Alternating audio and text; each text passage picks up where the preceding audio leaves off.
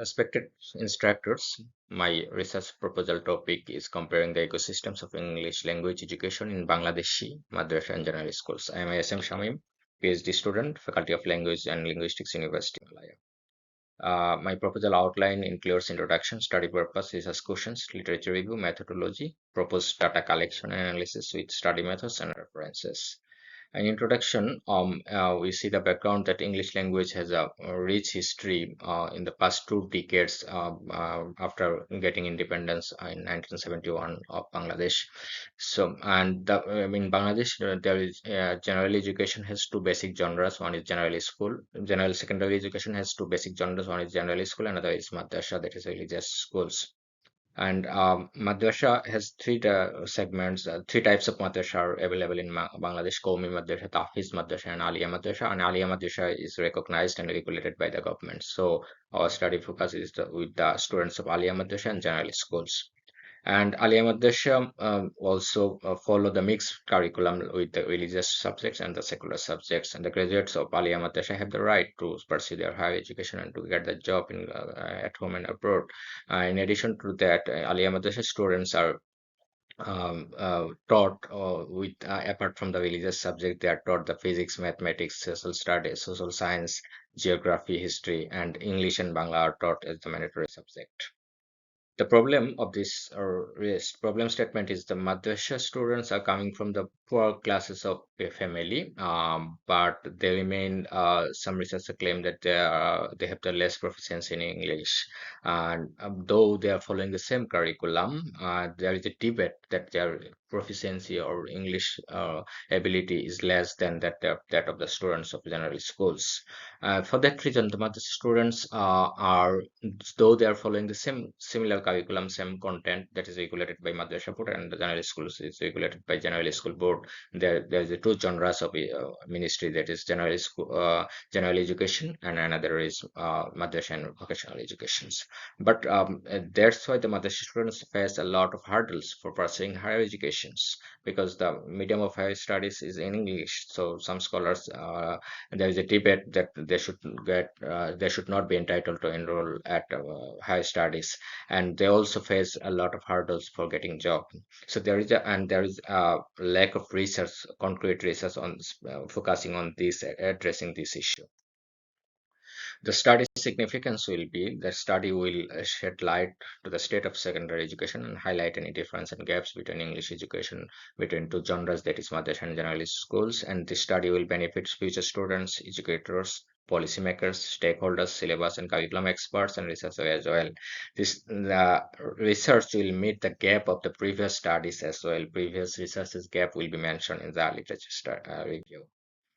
The study have three objectives. One is to examine the education policy documents of secondary education in Bangladesh. Number two, to explore stakeholders' perception of English language education of madrasa and general schools. Stakeholders are English teachers, both general school and madrasa, and um, principals, education officers, and education experts. To compare number three is to compare English language performance of madrasa and general school students in Bangladesh.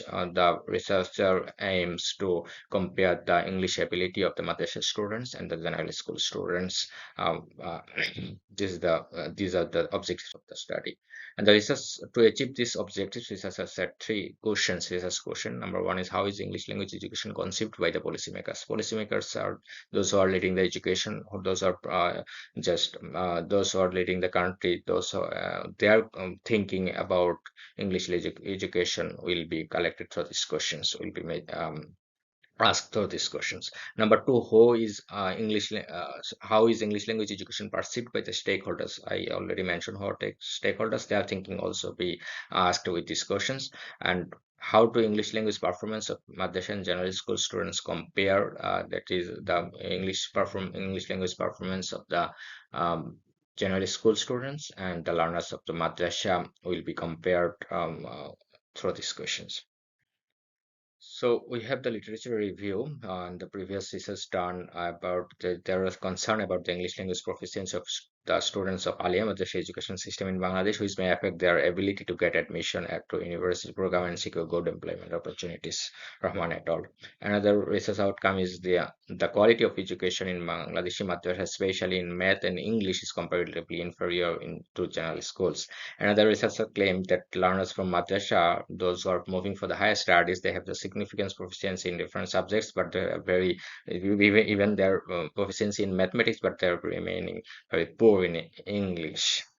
But in contrary, we can see that in the recent years, students from Madrasa have consistently achieved top score. They are top ranked in admission test at Dhaka University, particularly in B and D unit, where English proficiency is a significant factor. These are totally contradictory results, and I mentioned the newspaper report there is a comment of the University Grants Commission chairman also.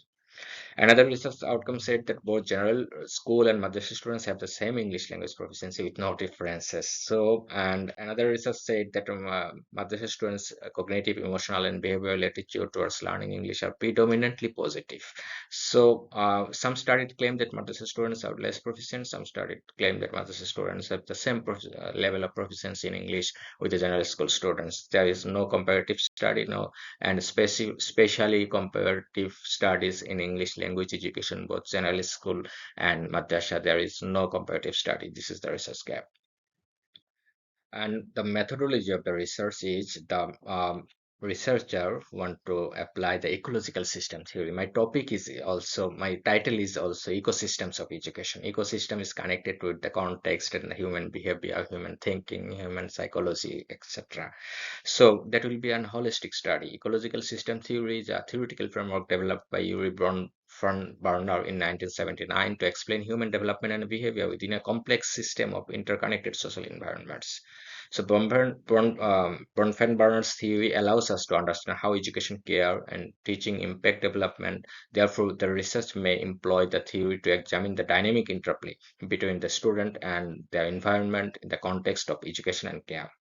And there are some concepts of this theory that like microsystem, mesosystem, exosystems, but the researcher found that the microsystem and mesosystem will be good for fit for this study that emphasize to examine the different structures of education with the context.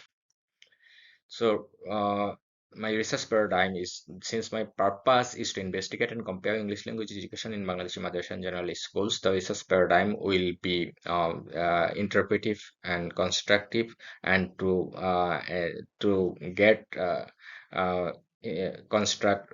construct and reconstruct meaning, the researcher will employ qualitative research design, and which is concerned with the context and meaning, and that will also can also explain the human behaviors and context bound.